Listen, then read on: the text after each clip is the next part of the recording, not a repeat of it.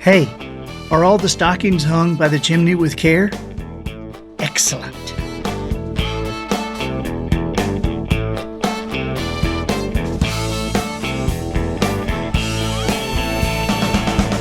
Good morning, afternoon, or evening. You are listening to the Professional Noticer. There could be anything in there. Here, you and I will use common sense and all the wisdom we can muster to move beyond what is true and go all the way to the truth. Santa must have called you. Oh yeah, sure. Here you go. Just got off the cell phone with me. With listeners now in more than 100 countries around the world, I am the Professional Noticer. Michael, I get lonely too. Hello everyone, I'm Andy Andrews. Hey, thank you for making me a part of your week. As the Professional Noticer, it's my job to professionally notice something for you. And nothing's off limits. So what's your question? Business, spiritual issue, popular culture? You know, we even tackle the odd conundrum like, did we invent math or discover it? My purpose here today and with every show we do is to play the part of a best friend or a coach. I want to help you live the life you would live if all your toughest questions were answered. Our sponsor today is ITAM.org. That's IAITAM.org. It's the only global member-based training organization dedicated to meeting the needs of IT asset management professionals. You know, this is their own industry. Dr. Barbara Mbiasa literally created this for corporations. You talk about finding a need and solving a problem. She did it, and now there are tens of thousands of people making tons of money with regular jobs with major corporations. And ITAM's the only global training organization turning out these IT asset managers, and corporations immediately hire them all over the world. You check them out. I mean, how would you like to compete in an accredited online program and get a degree that is actually in huge demand? And I know you might say, well, in huge demand by whom? Well, just go to IAITAM.org and look through their client list. Now, this is everybody from Sony Pictures to NASA to the United Nations. Google is one of ITAM's clients. Google, Yahoo, Facebook, Microsoft, Apple. These companies only hire the people that ITAM has trained because ITAM offers the only accredited degree in the field. That's IAITAM.org. Observations and answers are what we do here. I deliver the observations. You provide the questions, of course. And always remember, the quality of your answers can only be determined by the quality of your questions. I'd love to field a question from you, so write me, okay? Email is theprofessionalnoticer@andyandrews.com. And listen, if we use your question, the Professional Noticer, that's me, of course, will send you your choice of the Guided Traveler Experience. This is over 8 hours of live video seminar, or you could choose the 100-year parenting course. This is a collection of 53 videos, each between 10 and 20 minutes. And I'm telling you, they're a lot of fun. Our first question this week is from Randy. Hey, Randy. Hey, Andy. I have suffered from low self-esteem for much of my life. I'm a big guy, and I was bullied as a child and a teen. I haven't felt really cared for or truly loved in a long time, and it's to the point that I don't believe any compliments or positive things people say about me, not even my parents or my wife and kids. I go out of my way to please people, be polite and kind, and have a hard time saying no. I really don't like myself. I can see this as limiting my life in so many ways. There's not much joy or happiness. I'm a big fan, and I've read many of your books. My autographed copy of The Traveler's Gift is one of the most prized possessions I have. Can you give me some advice? Randy, hi. Man, first of all, I want to thank you and pat you on the back for winding yourself up to deliver this message to me because I know how you feel.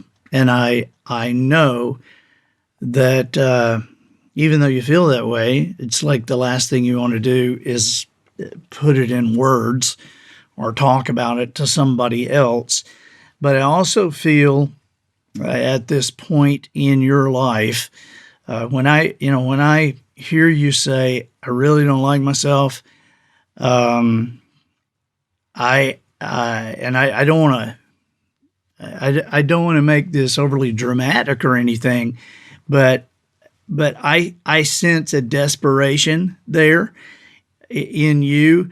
Perhaps not a life desperation type of thing, but a desperation to have the kind of life that you want and not to feel like you do.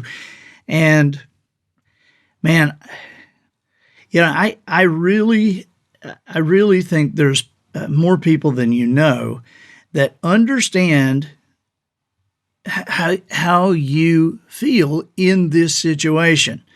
You're a big guy and were bullied as a child and as a teen, and I'm sure that it didn't do any good to tell anybody that you were being bullied because they probably looked at you and said, yeah, right, or come on, dude, you're a big guy. But, some of us are not built to, when I say built, I mean, we are not built inside us to handle that kind of mistreatment. I know several really big guys that, they were never really that good at football or basketball or anything like that because they're always scared they're going to hurt somebody. And so I can see many different reasons that as a child and as a teenager that you probably just, turned the other way and probably gotten more of the same as a reward. It makes me sad to hear you say that you hadn't felt cared for or loved for a long time. And I wanted to answer your question because of a specific thing that it took me years and years and years to find out or to figure out, I'll say. When I hear you say, I go out of my way to please people, to be polite and kind, and you have a hard time saying no. And so if you don't mind, I want to tell you something that I suspect.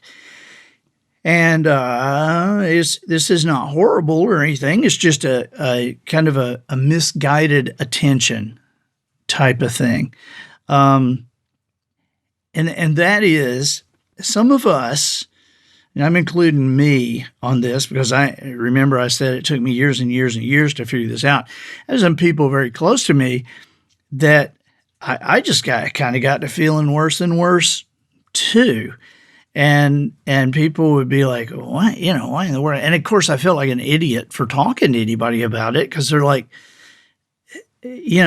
seriously? I mean, look at your life and but there were a couple of people in my life that, whereas everybody else would think you're great and everything, there's a couple of people that, their praise was like not what I expected, and I kind of got to the point where I was like, you said it was to the point that I don't believe any compliments or positive things people say about me, not even my parents or my wife and kids.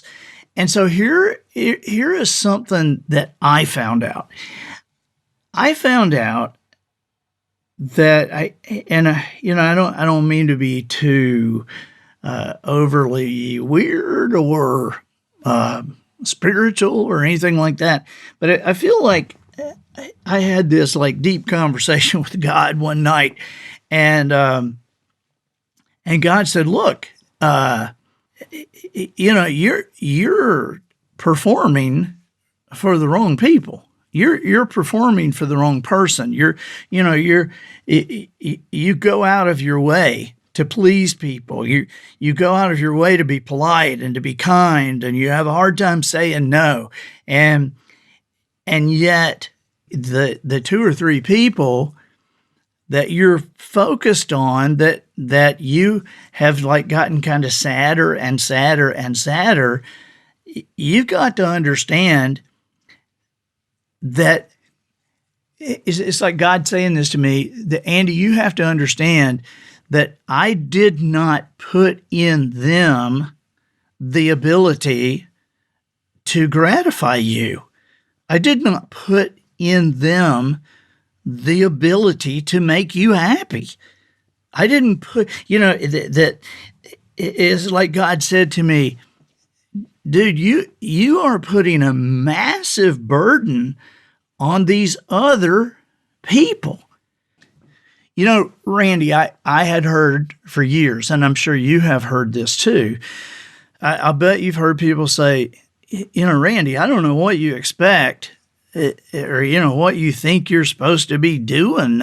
You've suffered from low self-esteem, and I don't know who you're comparing yourself to or whatever, but you don't have to be, like anybody else. You just have to be the best Randy that God made you to be. That's what you're supposed to do, is to be the best Randy that you're supposed to be. I bet you've heard that before, because I heard that and I kind of felt like, yeah, I'm having a hard time pulling that off. It's like I can't even be the best Andy I want to be. So when I came to understand that, God was saying to me, look, I created you, to perform. I put in you something special. You're different from anybody else. You're not better than anybody else. You're just different from anybody else. But that was my plan. And the only person you have to please is me. This is God saying this kind of to me, right? And my own desire to get a standing ovation from people who are close to me was making me not believe anything they would say, because they couldn't say anything that was nice enough or anything that was great enough. How was that? It was great. Oh, really? That's all. It was kind of crazy when I think about it. But I got to tell you, Randy, I still have to think about that. I still have to realize that, it's not, because I still go out of my way to please people, and I still am, very conscious of being polite and being kind, and I still have a hard time saying no. But I am, I'm getting better at kind of liking myself. I know exactly what you're talking about when you say you really don't like yourself.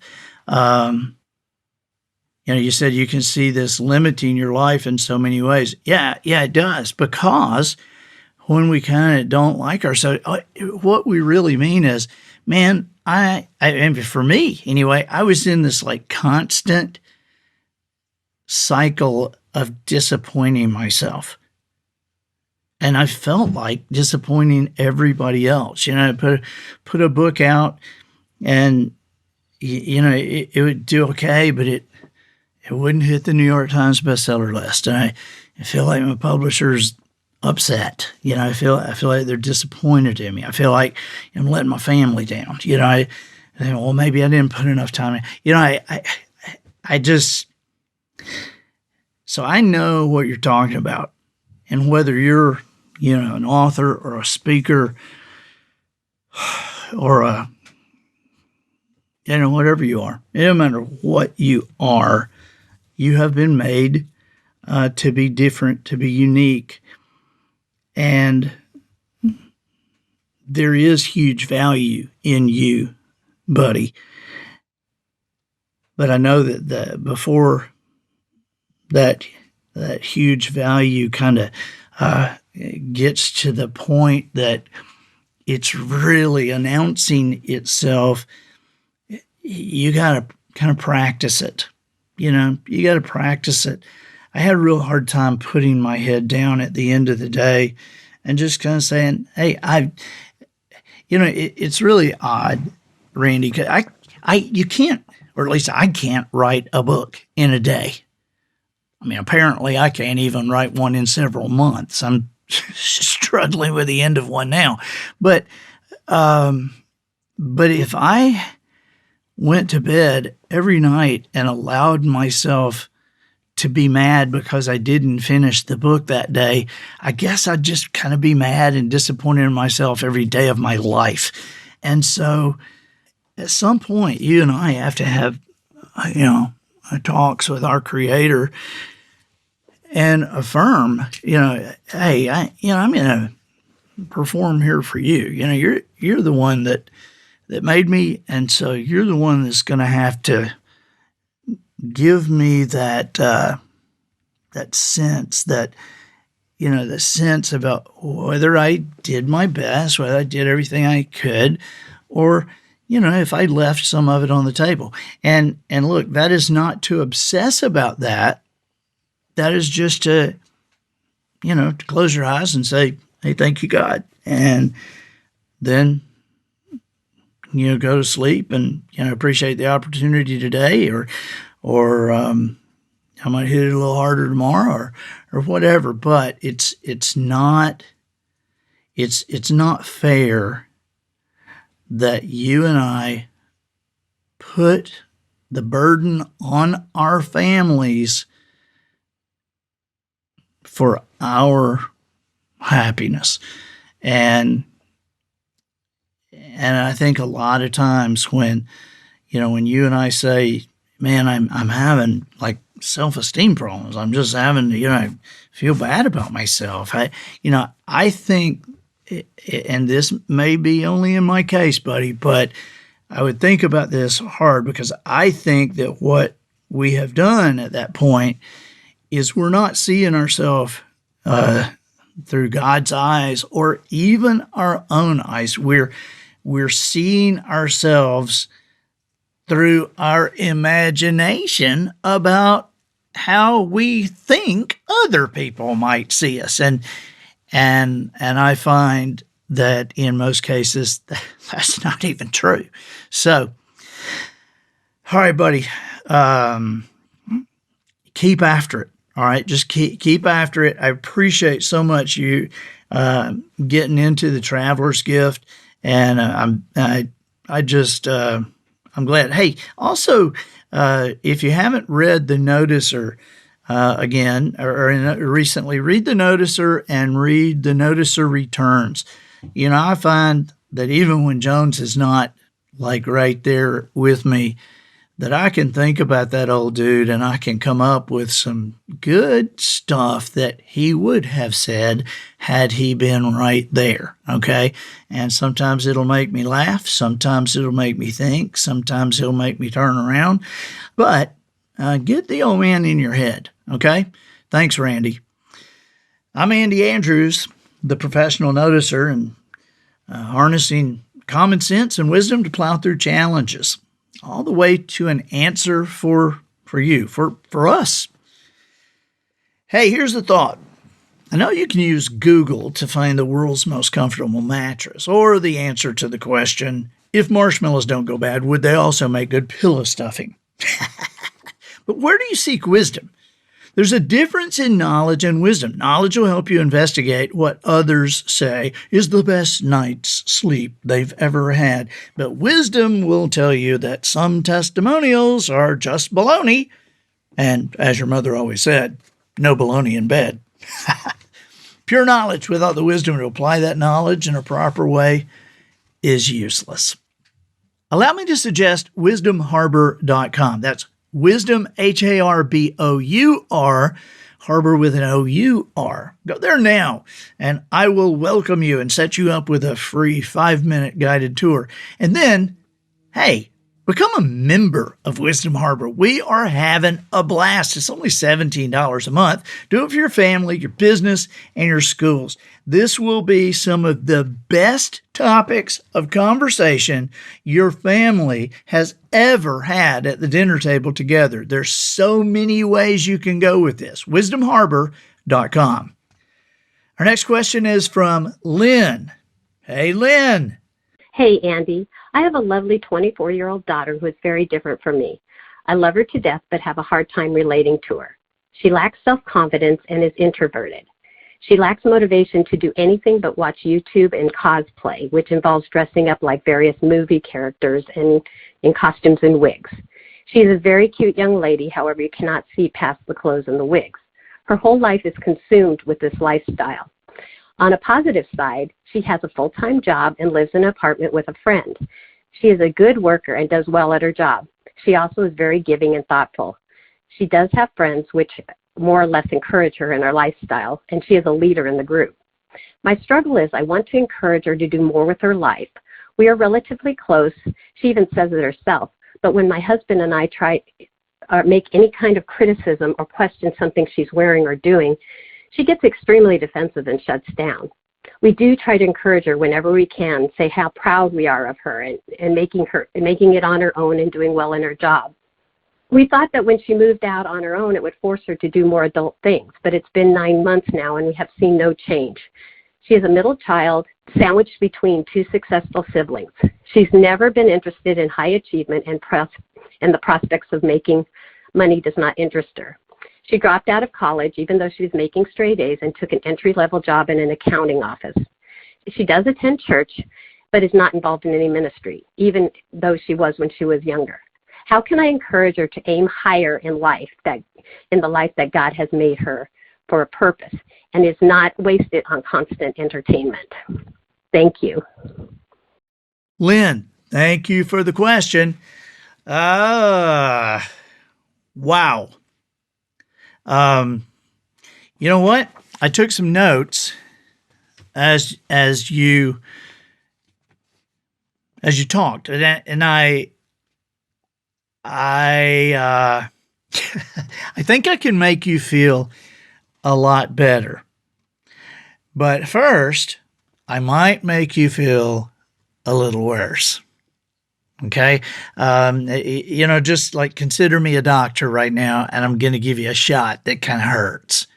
But it's gonna change some things if you'll listen carefully to me and think through these things. Now, I can promise you that if you listen to what I have to say and you just kind of roll your eyes and go on about your business and go on about your thoughts as you have them, you're going to have a 30-year-old daughter who does not spend a lot of time with you at all. All right. Now, really, I think a lot of times that we have situations that need to be pointed out to us because we're just kind of like too close. If you've ever, I don't know if you ever thought about this, but if somebody blinked you in, if Samantha on Bewitched blinked you in, and your nose was touching a wall, you could open your eyes and lean left and right, but you wouldn't even have any idea you couldn't describe anything because you're just too close to it. All right. And I think that we have that situation here. So let me go through my notes and just listen carefully. Then I'm going to kind of wrap it up in a way that I think that you can hold on to for a long time. Now, first thing you say is that you have a lovely and kind 24-year-old daughter, and you say she is very different from me. I'm going to tell you, I don't know many parents of 24-year-olds who wouldn't say that their kids are very different from them. Even Adam in my life. Adam is 17 years old. And Polly says, you guys are just alike. You're two peas in a pod. And yet, she may say that just because she is seeing certain similarities or character traits or whatever. However, Adam and I know we're like, we're very different. Okay, we're very different. And you say that you love her to death, but you have a hard time relating to her. Listen, don't put yourself in your own lifeboat there, because I think, again, most parents of 24-year-olds, if they were honest, might say they have a hard time relating to what their kids are doing. You say she lacks self-confidence, but as you describe her to me, this does not sound like a person to me that lacks self-confidence. You say she lacks motivation to do anything but watch YouTube and cosplay. Now, see, if you looked at me when I was 24 years old, you could describe me a lot worse than you described your 24-year-old daughter. And you could look at me and say, this moron is living under a pier and apparently doesn't have any motivation to do anything but like stand up on stage and talk. And, he apparently lacks the motivation to do anything but stand up and do comedy routines. I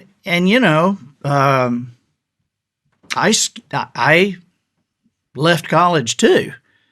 Now, granted, I wasn't making A's like your daughter when I left, but I did leave, okay? And part of the reason that I left, a big part of the reason that I left, is because I didn't want to do any of that. I didn't want to. I mean, I was in pre-veterinary medicine, and then I moved to communications. And I got to say, a communications degree does not do a ton for somebody. If they can't, nobody that could talk really great ever showed up at a radio station or television station. Nobody with a killer audition. Did anybody ever say, "But do you have a degree in communications?" We can't hire you if you don't have a degree in communications. It's just, and on the flip side, you can have a degree in communications, but if you can't communicate, if you can't communicate, you're not going to get a job in the industry. And so you and I, Lynn, are probably a lot alike. We're probably around the same age. I'm probably older than you are, actually, but because I'm older than you, I probably tend to be worse than you are about some of this stuff. Like, you're just watching YouTube and doing this cosplay stuff. Listen, you and I have to remember those are industries now. Those are industries. There are people, not only are there people making millions of dollars in both those industries, there are way tons of people making a living in those industries. And see, here's the thing. The reason your daughter lacks motivation to do anything but watch YouTube and do cosplay is because she is passionate about that industry.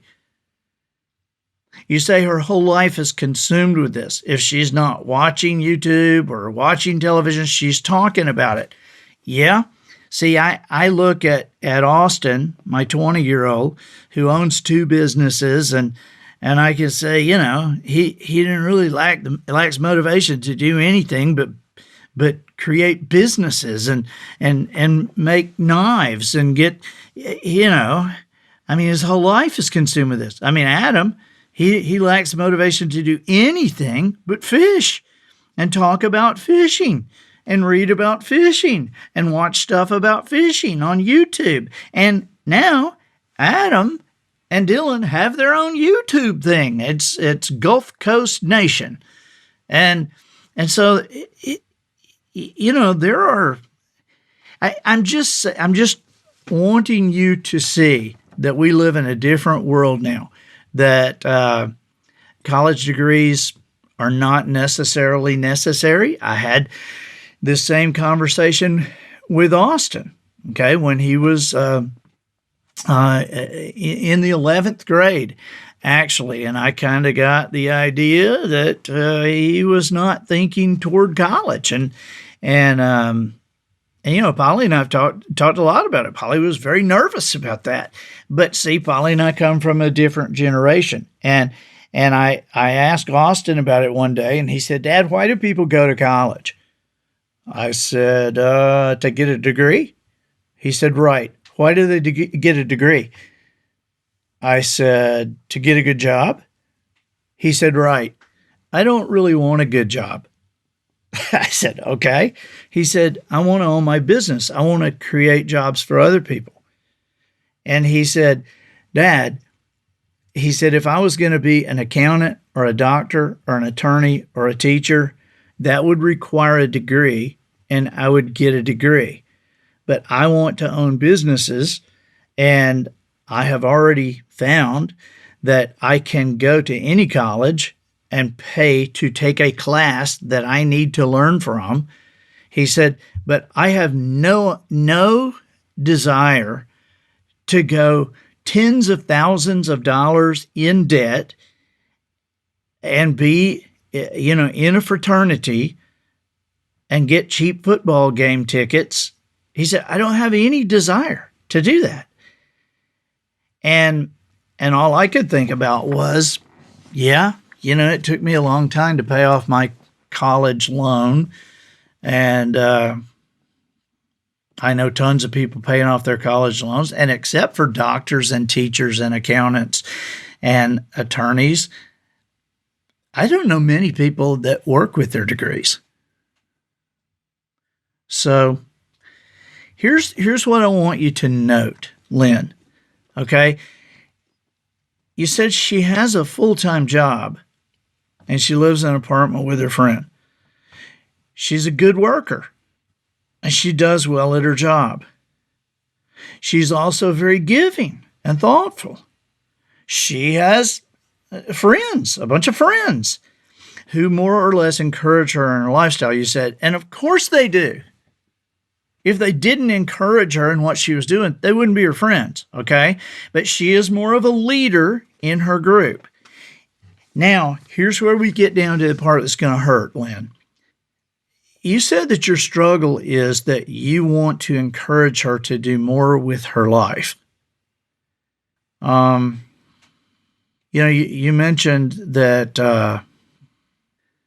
that you thought that when she moved out, she'd be forced to focus on adult things.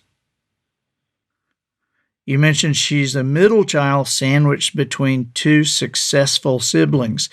Now, I gotta say, how would she feel, or does she know, have you said to her, I know you're the middle child. Look at your older brother or sister. Look at your younger brother. They're successful. I mean, you hear how that sounds to her? I mean, success, and we've talked about this before. I talk about this a fair amount. People you say, well, what is success? I don't know. What is it? Because success, if people talk about success, a lot of people talk about watches and trips and houses and cars. Okay, but if we talk about a successful life, that's a different thing. You say that she has never been interested in high achievement. I so disagree with what you're saying right there about your daughter, and I don't even know her. Okay, but I've just got to tell you that if you and I went and and looked at the care she took in getting ready for one of these cosplay events, and the care she took. And I mean, I would bet you anything, Lynn, she has ideas like crazy about what she's going to do with YouTube and what she's going to do with this cosplay industry. Unfortunately, she's not telling you these ideas. She's not going to run these ideas by you because she already knows what you think about it. But I'll bet you anything that if you watched her get ready for one of these things, or you watched her lead her friends in certain areas, like you say that she's a leader, I bet you anything we could see a great interest in high achievement. It's just not a great interest in high achievement, in achieving something that you choose for her. She took an entry-level job in an accounting office. She does attend church, but not involved in ministries for us when she was younger. How can I encourage her to aim higher in life, you say, and encourage her that God has made her for a purpose, and it's not to waste it on constant entertainment? A couple of weeks ago, I was in Albany, Georgia, and ran into Stephen Kendrick, and I don't know if you know the name Alex and Stephen Kendrick, but they have apparently been able to find God's purpose in their lives, and I don't guess you would call what they do wasting it on constant entertainment, but they make movies. If you've ever seen Courageous or Fireproof or Facing the Giants or Flywheel, there's a bunch of War Room. There's just a bunch of them, but that's what they do. I wonder, Lynn, if your daughter wrote a letter to me, or if your daughter asked us a question, you know, would your daughter send a letter, something like, would your daughter say, I'm very different from my mother, and I love her to death, but I have a hard time relating to her. She thinks I lack self-confidence, but I don't. She thinks I lack motivation, but I don't. I have a full-time job, but it's not the full-time job my mother wants. I live in an apartment with a friend. I'm a good worker. I feel like I'm giving and thoughtful. I have great friends.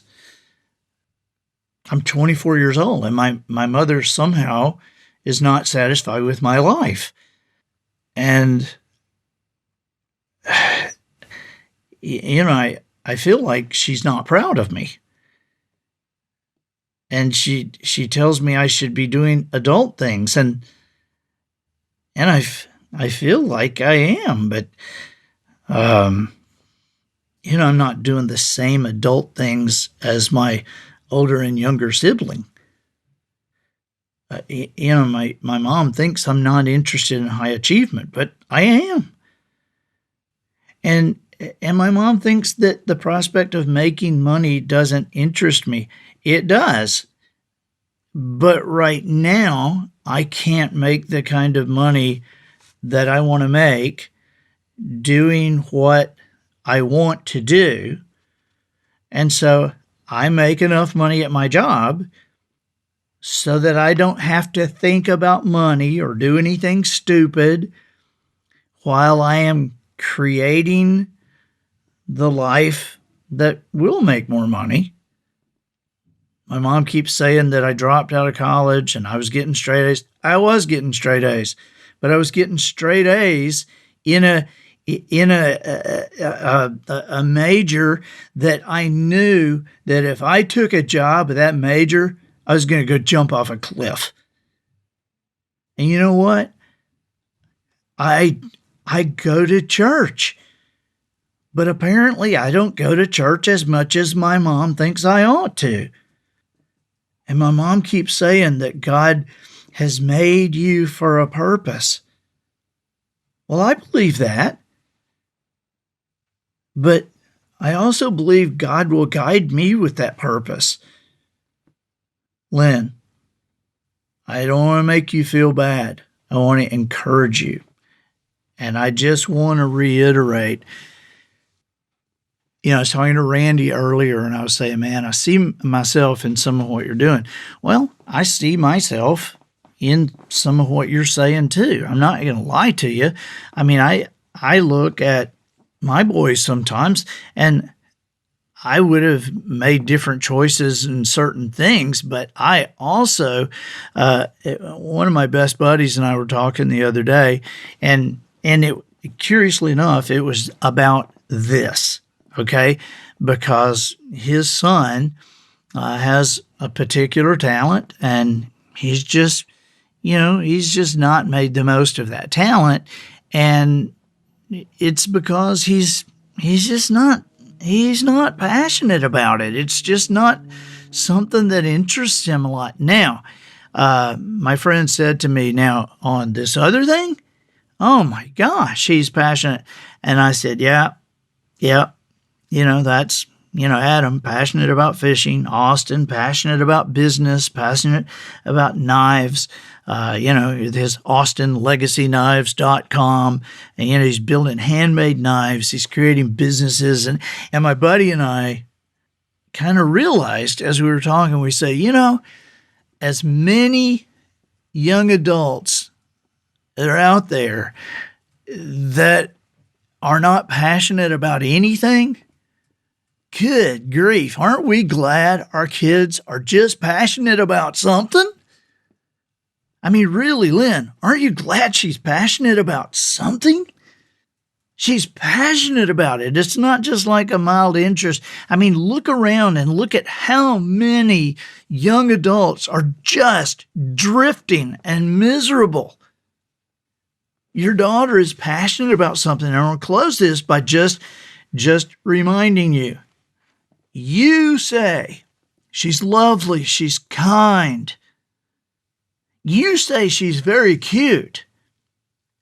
You say she has a full-time job, that she's a good worker. You say she does well at her job. You say she's giving and thoughtful. You say she has a bunch of friends, and you say she's a leader in the group.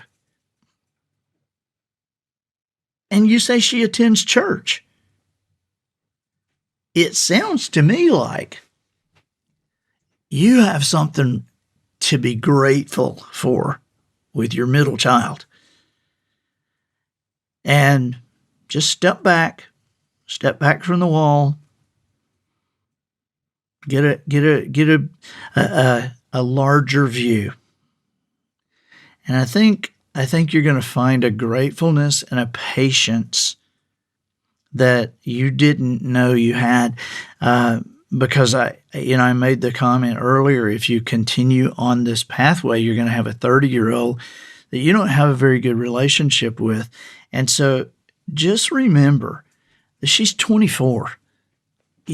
God will reveal his purpose to her. He'll reveal his purpose for her to her. It's a rare thing that God would reveal her purpose to you to tell her. And the last thing I want to tell you is that I had a buddy in high school who's Kevin Perkins and I both and know this guy, and he had this passion in high school, and it was a great thing to all of us, and he was great. He was very talented, but his dad absolutely forbid him to pursue it in college. And his dad determined what he would study in college and what he, his dad did this and imposed this on him. And so today, not only does this guy not have a relationship with his dad, because he's still mad about it, and he's 60-something years old. As far as and honestly, I'm not sure his dad is even alive. Okay, but I do know the guy has done, 20 different things in his adult life, and has never been able to go back to that passion that he had before. And so, the fact that your daughter is passionate, the fact that your daughter is all these things that you say she is, I think you have an awesome situation. Just take another look at it. Okay? Okay. I'm the professional noticer. And ladies and gentlemen, if you appreciate this podcast, I'd appreciate you going to iTunes and giving us a nice review. Of course, you can only review a particular podcast on iTunes once, right? And so if you haven't already, please go ahead and do that. It would really help us a bunch. And I think that'll do it for this week. Get us out of here, Matthew.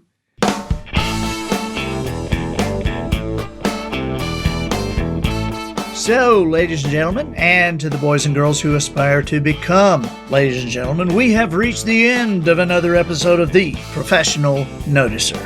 In a world where common sense has become a superpower, I'm harnessing the mental energy I have for you, seeking wisdom, making observations, and endeavoring to answer tough questions in a way that will empower your family and your business. I'm Andy Andrews. Until next week, smile while you talk. Shake hands with the kids you meet and make sure you have an answer to the question, if you punch yourself and it hurts, does that mean you are weak or strong?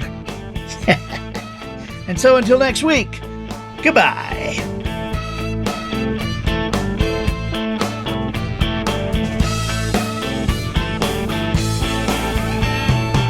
This episode of The Professional Noticer was produced by Matt Limpert. The Noticer theme written and performed by Sugarcane Jane. Gift wrapping provided by Twinkle and Smoke of Beverly Hills. Additional financial consideration provided by SantaClocks.com. At SantaClocks.com, we sell the finest quality time warping wristwatch that your elf dollars can buy. Don't have enough time in the day to cram in all the work that you've been hustling to finish, only to realize you've missed Cindy's dance recital and forgot to pick up the reindeer ravioli you promised your wife you'd get for dinner. Well, head on over to your local department store or go online and ask to speak with one of our pointy-eared managers in charge of all things Christmas. In addition to picking up your watch, you'll also have a choice between the band that wraps your wrist like the most luxurious of all presents. Choose between Yule goat fur, wren feathers, or candy cane, though the candy cane band is a bit sticky for those in humid climates. With our Santa clock, you'll feel like you're traveling upwards of Mach 3, and there's nothing you can't get done. It's the same one the big guy wears every year on Christmas Eve. That's SantaClock.com.